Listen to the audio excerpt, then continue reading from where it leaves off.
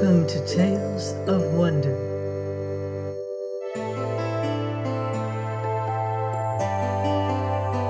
I'm Margette,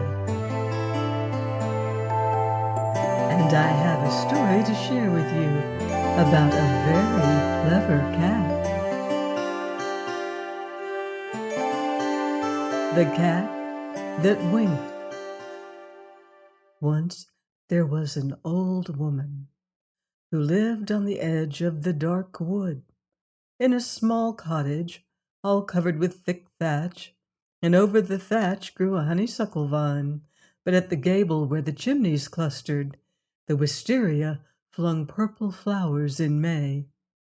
On the topmost chimney was a stork's nest, and there dear Grandfather Stork stood on one leg, unless he was wanted to carry a little baby to some house in the village, when he flapped his wings and flew away over the tree-tops to the land of the little souls. Now the old woman loved her home because she had lived there many years with her husband. She loved the two worn chairs on each side of the great hearth, and her pewter dishes, and her big china water pitcher with flowers shining on it, not for themselves, but for the reason that once someone had used them and admired them with her.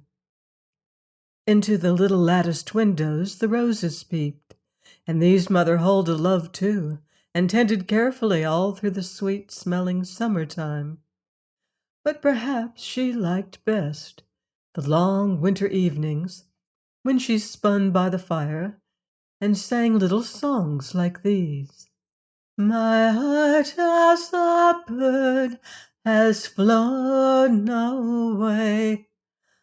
Princess, where, princess, where? Into the land that is always gay, out of the land of care. But no bird flies alone to bliss. Princess, why, princess, why? I have no answer but a kiss, and then the open sky. Nobody listened but Tommy, who was an immense black cat, held in reverence by the villagers, for he had the greenest eyes, and the longest whiskers, and the heaviest fur of any cat in the kingdom. Moreover, he had hundreds of mice to his credit, and no birds, for he was a good and wise grimalkin. Sometimes he talked with his tail, and sometimes he opened his pink mouth and said just as plain as words that he had been stalking through the moonlight and had seen old Egbert go limping home as if he had the rheumatism. So next day Mother Hulda, with her little bag of medicines and ointments, would go to old Egbert's hut, and sure enough find him bedridden. Or Tommy would tell her that Charlemagne the stork had carried a baby to a poor mother who had no clothes for it. Then Mother Hulda would go to her great cedar chest and take out linen that smelled all sweetly of lavender, and carry it with some good food to the poor woman. Mother Hulda was so kind and generous that everybody got in the habit of taking things from her, without sometimes so much as a thank you, or an inquiry as to her own health. But the little children loved her, because she made them pretty cakes, and told them stories she used to tell her own children, her two fine sons, who were soldiers. These sons sent her the money upon which she lived, and out of which she made her little charities. And they wrote her fine, brave letters, and every year they came home to see her, bearing beautiful presents from foreign lands, ivory toys, and shining silks, which she always gave to some bride, and work-boxes of sweet-scented wood richly carved, to show how much they loved her. One dreadful year, a great war broke out, and not long after Mother Hulda heard that her 2 sons had been killed, and she herself thought she would follow them through grief. But she lived on, and as she grew more sorrowful, she went less and less to the village, and people began to forget her. Even the little children stayed away, since she had no longer the heart to tell them the tales she had once told her sons, and she must no longer bake the little cakes, since every day saw her small hoard of money diminishing. At last, when the winter tempests were raging, and the sleet was beating upon the thatch, there came a day when no food remained in the cottage, and Mother Hulda felt too weak and sick to go out in quest of it, nor did she wish to tell her neighbors that no food remained in the cottage. So, full of weary dreams and old sad thoughts, she sat down in one of the armchairs before the fire, and whether she nodded from drowsiness, or whether Tommy nodded at her, she never knew. But he moved his black head, and opened his pink mouth, and said he, "Suppose I fetch you a bird, just this once." She was much surprised, for Tommy had never talked to her before, but she did not show how astonished she was, because she was always very polite to him. So she replied, "Bless your whiskers, Tommy, but we won't break through our rule. Maybe some neighbor will fetch me a loaf." "Maybe they will, and perhaps they won't," said Tommy. "They're an ungrateful lot." "They think I am still rich, my dear," she answered. "So you are, but not in the way they mean," Tommy said. "And, Mother Hulda, if they neglect you a day longer, it won't be your Tommy's fault." Then Mother Hulda shook her finger at him. "You switch your tail just as if you were going to steal something. Tommy, I brought you up better than that." "Steal? Nonsense!" cried Tommy. "Most of 'em have more than they need anyway." "Tommy, I believe you're hungry, or your morals wouldn't be so queer," Mother Hulda said reprovingly. "Hungry!"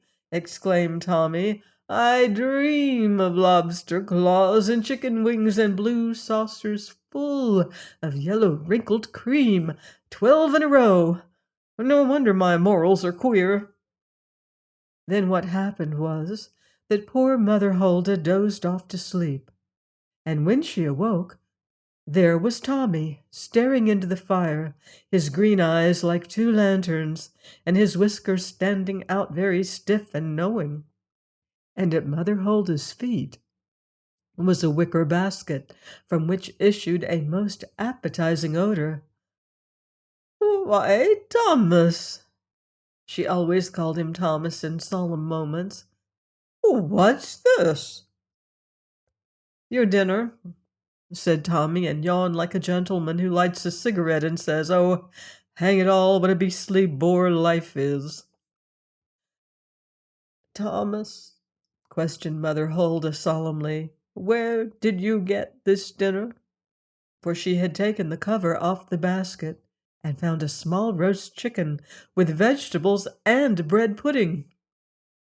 "Why, I was strolling down the gray lane when I met a woman carrying that basket, and I smelled chicken, so up I stood on my hind legs and winked at her, and I said, 'Thank you, I know you were taking that to Mother Hulda. Let me carry it the rest of the way.' But Mother Hulda cried, 'Maybe the dinner wasn't for me, and you frightened her, so she had to give it to you.'" Tommy yawned again. "Don't you think that the best thing you can do with a good dinner is to eat it?"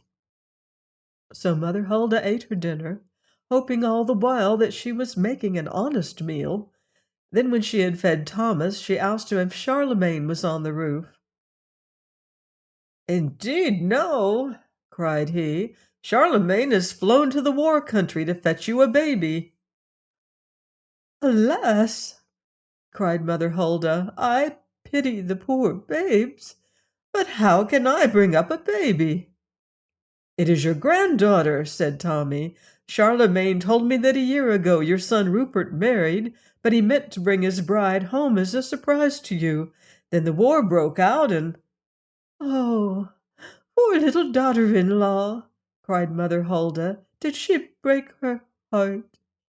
"Yes, and so she followed Rupert to the country of brave souls.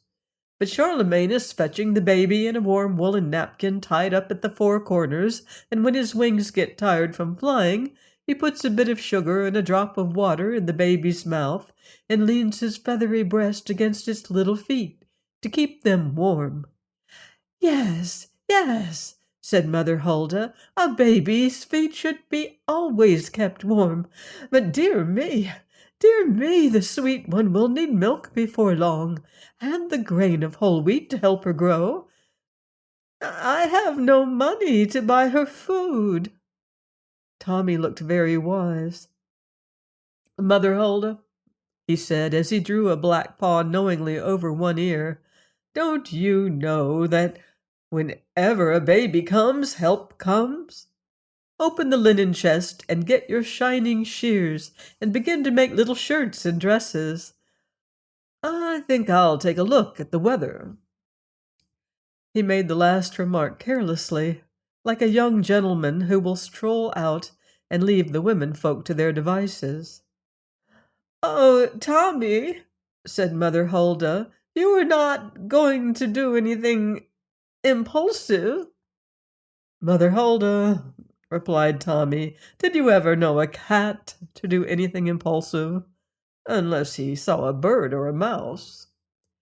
With that he left her, and she watched him walk away down the forest path, with the sunlight glistening on his coat and his tail held high and straight. Sometimes he would pause and lift one foot daintily, the toes curling in. Mother Hulda always said that Tommy heard not with his ears, but with his whiskers. And perhaps it was true. Tommy himself was making his own plans as he went along. If I tell these villagers outright that Mother Hulda is in need, each person will think, "Oh, well, neighbor Jude or gossip Dorcas has more to spare than I. Someone else will take care of the poor old lady, I am sure."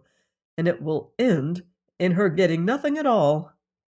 I will not talk about her, but to each person I will talk about himself, for that is the way to get people interested. At which Tommy smiled, and because his great-grandfather was a Cheshire cat, his smile gave him a wise and jovial look, as if the Sphinx of Egypt should suddenly see a joke. With a good heart he went daintily on his way, shaking the snow from his paws at times, until he reached the village green. Now in the middle of the green stood the pump, made of wood with a flat top. On this Tommy seated himself, put his paws neatly together, folded his tail about them, made his green eyes perfectly round, and stared straight ahead of him. Now even a cat, when he looks as if he could think for himself, will draw people's attention, especially if he seems to enjoy his thoughts. And Tommy, seated on the pump in the bright winter sunshine, looked as if he had something in his mind that pleased him. "Hi-oh," said one of the passers-by, "here's a witch cat." "You are mistaken," replied Tommy with a wink. "I belong to Mother Hulda, and she is the best woman in the village." The man was so astonished that he dropped a parcel of eggs he was carrying, and they were all broken. "That's what comes," said Tommy, "of imagining evil where none exists." The man was so angry that he made some snowballs hastily and began to pelt Tommy with them. But Tommy understood the beautiful art of dodging, which some people never learn all their lives, so he didn't get hit. By this time a crowd had gathered about the angry man and were asking him what was the matter. "Matter!" he shrieked. "That black object on the pump gave me impudence." "Hi-oh!" cried little Elsa. "How could a cat give thee impudence?" "Ask him, then," said the man. "He can talk like any Christian."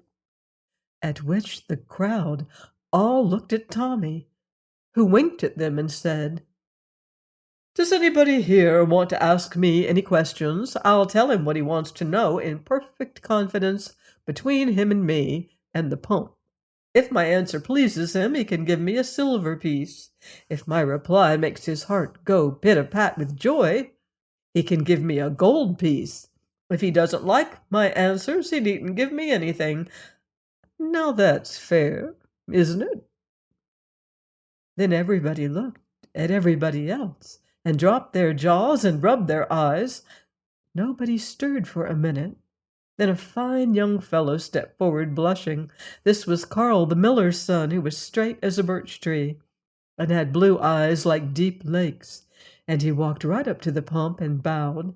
Then he whispered into Tommy's ear, "Does Lucia love me?" Tommy winked his right eye and smiled. "Carl," he replied, "get up your courage and ask her today, for she loves you better than anyone in the world." Then Carl felt his heart go pit-a-pat, and all the snow wreaths on the trees seemed to turn to bridal flowers. "Thank you, dear and wise cat," he said, and took out his handkerchief and spread it at Tommy's feet, and on it he placed not one, but 3 gold pieces. When the villagers saw the gold pieces glittering in the sun, and beheld the radiant face of Carl, they all began to wonder, and each person wanted to try his own luck. "After all," said each one to himself, "if I don't like what the cat says, I needn't pay him anything." The next person to go up was the village tanner, whose skin was like leather, and whose eyes were little like a pig's. Tommy was already acquainted with him, having been kicked out of his tannery once when on an innocent mousing expedition. "Say," said the tanner, "will my Uncle Gene leave me his farm?" "No," answered Tommy, winking his left eye, "that he won't. He knows you are always wishing he would die." The tanner was so angry that he snarled, "Don't you ever let me catch you around the tannery again, or I'll make you into a muff for my daughter." "Black furs are not fashionable this winter," said Tommy. "Next." Everybody laughed when they saw that the tanner hadn't paid money for his information, and so presumably didn't like it. But strangely enough, instead of discouraging, this led them on to try their luck, and the next person who came to ask Tommy a question was poor old half-blind Henley, the miser. He put his mouth close to the cat's ear, so the people behind him wouldn't catch what he said, and in a hoarse voice he asked, "Say, old Whiskers, will my fine ship, loaded with dates and spices, reach Norway safely?" "Yes, it will," said Tommy, "long before your withered old soul will reach a haven of peace." Henley was so excited over the first words that he didn't even hear the last ones. He hopped about on one leg and was rushing off at last when Tommy cried, "Hey, oh, you haven't paid me." The miser felt in his pockets and drew out a silver coin and laid it on the handkerchief. "Not at all," said Tommy. "Remember the worth of that cargo, gold or nothing." Henley began to whine. "I'm a poor old man, Tommy. I'll leave the cream jug on the doorstep every day, and no questions will be asked." "I'm not a thief," answered Tommy. "Mother Hulda brought me up better than that. Come, you don't want to have any quarrel with a black cat." Whereupon Henley reluctantly drew from his pocket a gold piece, while all the villagers opened their eyes very wide. and wondered what Tommy could have told the old gentleman to make him so liberal. The next person to come up was a little shy girl named Clara. She had big brown eyes and fair floating hair, and under her white chin and about her little white wrists were soft furs, for her father was a wealthy moneylender. She came close to Tommy and whispered, "Tell me, beautiful kitty, if I shall ever win the love of Joseph Grange." Tommy winked his right eye several times and replied, "My dear, I see it coming." She flushed with joy. "And what shall I do to hasten it?" Tommy reflected a moment. "Be pleasant, but not anxious. A lady with an anxious expression has little chance of winning a lover. Don't invite him too often. Don't talk too much. Now, I haven't hurt your feelings, have I?" "No, indeed," she said, for she was a young lady of good sense. "And, Tommy dear, will you take these gold pieces to Mother Hulda? She was so good to me when I was a little girl, and because I have been absorbed in my own affairs, I haven't been to see her lately." "That's the trouble with being in love," said Tommy. "It's apt to make people selfish, and it should make them love and remember everybody. It does, when it's the real thing." Little Clara clasped her hands earnestly. "I will come to see Mother Hulda this afternoon," she said, "and bring her some cakes of my own baking." After Clara, one person and another came up. Some asked foolish questions, some wise. Some paid down money, others didn't, but the pile of gold and silver at Tommy's feet grew steadily. Now all novelties, even talking cats, soon ceased to be novelties, and towards afternoon, when the villagers saw how much of their money lay at Tommy's feet, some of them began to be discontented. Of these, the tanner was the ringleader, and he said to the other grumblers, "If we can get that lying cat off the pump, we can then take his money. I have 3 big rats in the trap at the tannery, and I know Tommy is starving hungry by this time. We'll let him loose on the ground in front of the pump. When he makes a spring, one of you grab the money and run." Now the tanner had guessed right. Tommy was hungry, but he was determined to keep his post until sundown. After a while, no more people came, and he was just thinking he would take up the handkerchief by the 4 corners and go home, when he espied a group of people approaching. Suddenly, oh me, oh my! 3 dinners were scampering towards him. Such rats! Such big, splendid rats, in fine condition!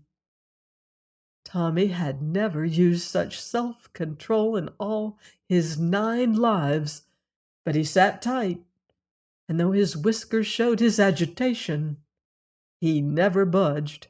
The tanner was mad clear through, and he cried out, "He's a wizard! He ought to be killed!" Because some people can't see others controlling themselves without thinking there's something wrong with them. Then he began to make snowballs and to pelt poor Tommy. Now Tommy, as has been said, was a good dodger, but nevertheless, when it rains snowballs, it's hard not to get hit.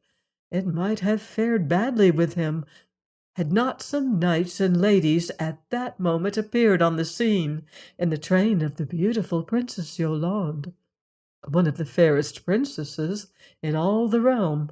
She rode a great white horse, and she was robed in cream velvet and white furs, while about her slender waist was a girdle of gold set with sapphires, which were as blue as her eyes.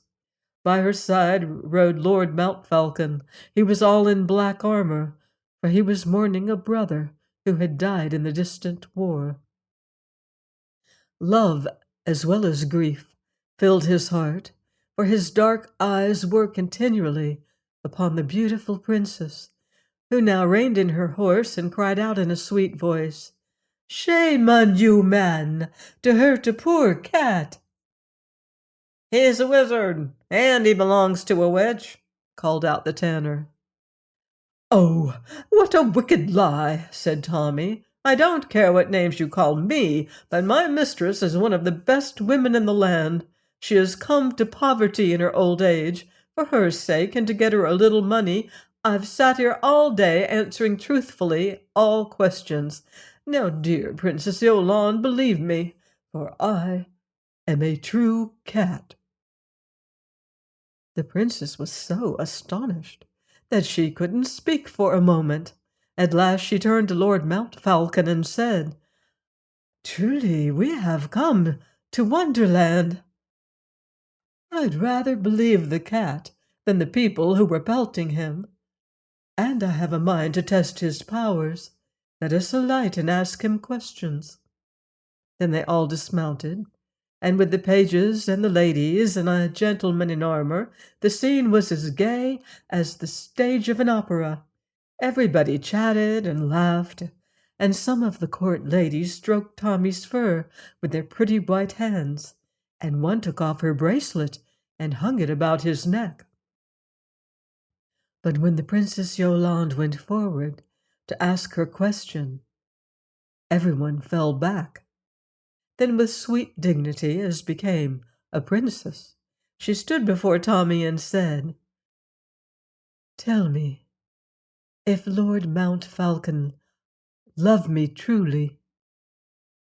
Tommy didn't wink, for he knew the ways of court, his grandfather having been chief mouser to old King Adelbert. But he purred a warm, good purr, like a mill grinding out pure white grain.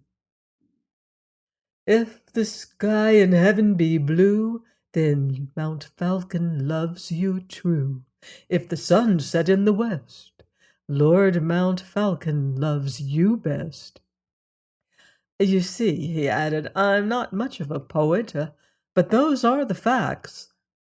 "Never was bad verse so sweet to me," cried the princess, and she put down a whole bag of gold at Tommy's feet. After her came Lord Montfalcon himself, with that sad grace of his, and all his spirit shadowed with love and grief. "Sir Cat," he said, "shall I wed ever the Princess Yolande?" "Before there are violets in the vales of the kingdom," replied Tommy. "Two saddle-bags will not hold the gold I shall give thee," exclaimed the nobleman. "Bring them to the cottage where Mother Hulda lives," said Tommy, "and I ask this further favor. When you leave this spot, will you take me up behind you and give this money to a page to convey, and so bring me safely home with the wealth? For I fear mischief from the tanner." "Most willingly," said Montfalcon. "I will present your request to the princess." After him all the court came with questions. So when the page advanced to gather up the money, the load was almost more than he could carry. Then Tommy jumped down from his perch, and another page lifted him safely onto the big warm back of Lord Montfalcon's horse, which felt fine and comforting to poor Tommy's feet. He was so tired that he took 40 winks after he had told the princess how to reach the cottage of Mother Hulda. When he woke, they were all in the dim forest, and the Princess Yolande and Lord Montfalcon were talking in low tones, like the whisper of the wind through flowers, and it seemed as if their talk were all of love and dreams and faraway griefs and tears that must fall. At last they reined in their horses where Mother Hulda stood at her gate, peering into the forest. When she saw the beautiful lady and the noble knight, and Tommy on the horse's back, she cried out, "Oh, bless you, Sir Knight, for bringing him home." "And I've brought a fortune with me, Mother Hulda," cried Tommy. At this Mother Hulda looked troubled. "Gracious lady, she addressed the princess. "I hope my cat has not been up to mischief." "No, bless him," replied the princess. Then she told all that Tommy had done. "And fear not to take the money, mother," she added, "for those who gave it did so of their free will."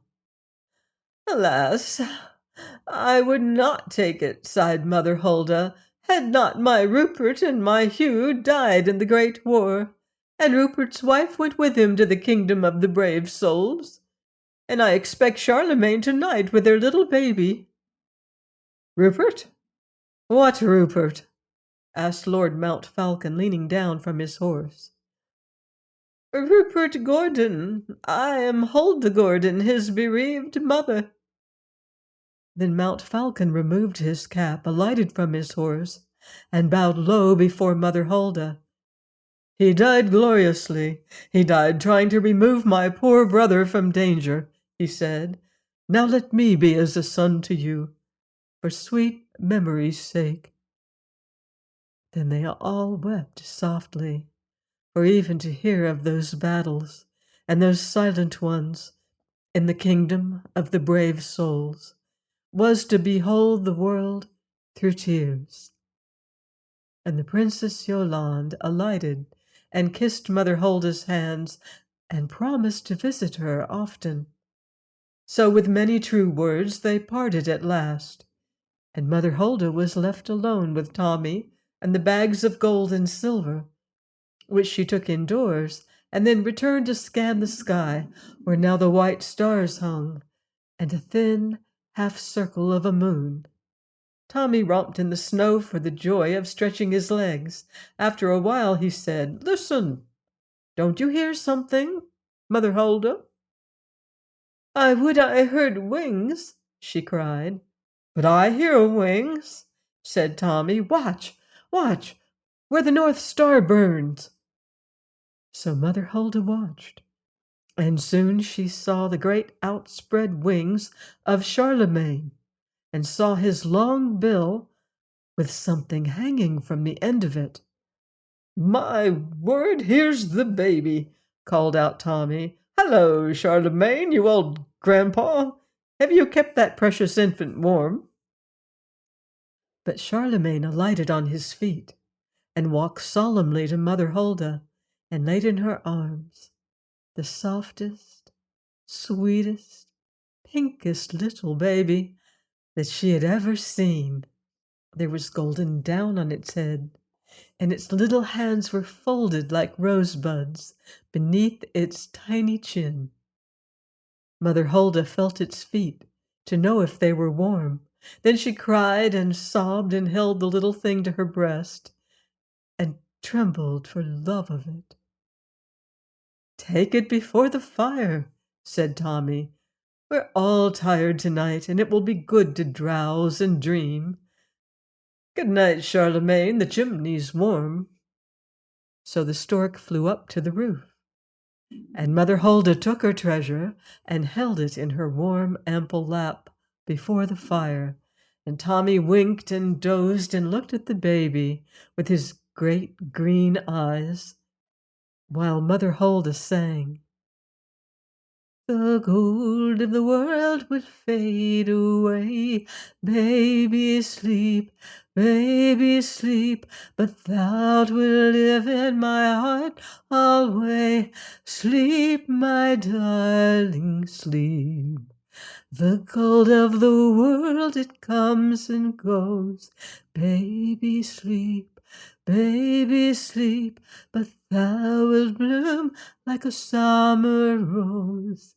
Cease my soul to weep." Join me next time for another enchanting story here on Tales of Wonder.